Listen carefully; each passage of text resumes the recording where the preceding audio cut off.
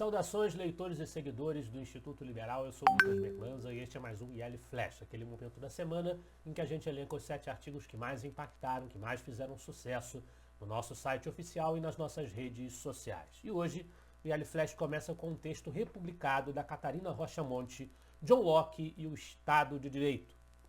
O texto coloca John Locke em oposição a Thomas Hobbes, que o antecedeu, dando um passo adiante. Quando Thomas Hobbes defende a constituição do Estado para a proteção dos indivíduos na sociedade, mas estabelece que esse Estado deve ser inquestionável, John Locke dá um passo adiante e diz que o Estado também tem que ter o seu poder limitado por regras universais a que todos os membros da comunidade política estarão submetidos, inclusive aqueles que ocupam funções dentro desse organismo que é o próprio Estado.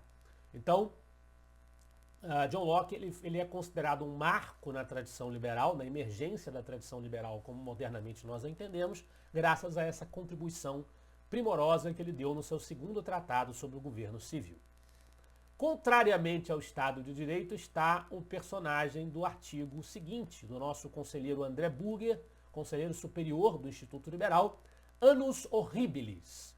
Um artigo que foi publicado originalmente na revista Oeste fala sobre o autoritarismo de Alexandre de Moraes. Ele diz que duas coisas terríveis para a liberdade no Brasil aconteceram no mesmo ano de 1968. Uma delas, a decretação do ato institucional número 5, que estabeleceu o período mais duro dos governos militares, uma ditadura militar escancarada.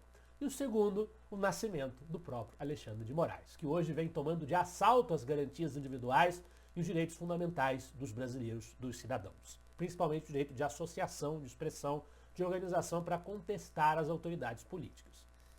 Na sequência, já que o autoritarismo equivale a aumento de poder, aumento do Estado, da sua expressão, do seu peso sobre a vida espontânea da sociedade, nós temos um texto do Luan Sperandio, Como Diminuir o Tamanho do Estado.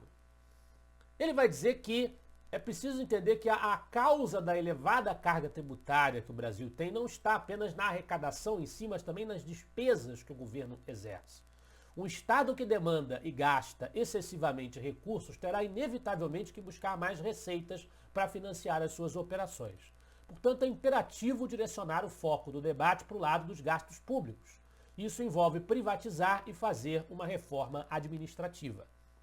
É muito importante que se faça essa redução dos gastos para que se possa, então, concomitantemente, fazer uma redução efetiva da imposição de taxas, de impostos, enfim, sobre a sociedade produtiva. Do mesmo autor, Luan Sperandio, agora falando sobre o direito de propriedade privada, penas para roubo de celular precisam ser endurecidas. O Luan vai sustentar que o roubo do celular vai muito além do simples roubo do celular em si. As consequências vão muito além do valor material do aparelho roubado, que a maioria varia entre R$1.000 e R$14.000 no Brasil. É fundamental entender, diz o Luan, que o roubo de um celular implica uma invasão à privacidade, à segurança pessoal, à integridade emocional das vítimas.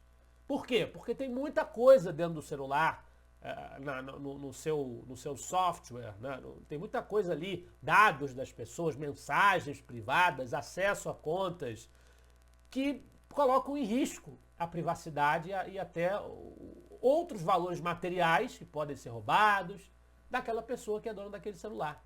Então o roubo do celular é muito mais do que apenas o roubo do celular e por isso o Luan defende que seria necessário que a legislação brasileira fosse mais dura para punir os ladrões de celulares. Novamente, John Locke, dessa vez de minha autoria, homenagem a John Locke, 1632 a 1704.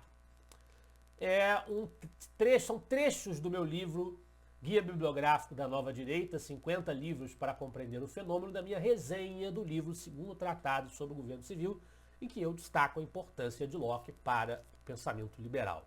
Absolutamente indiscutível.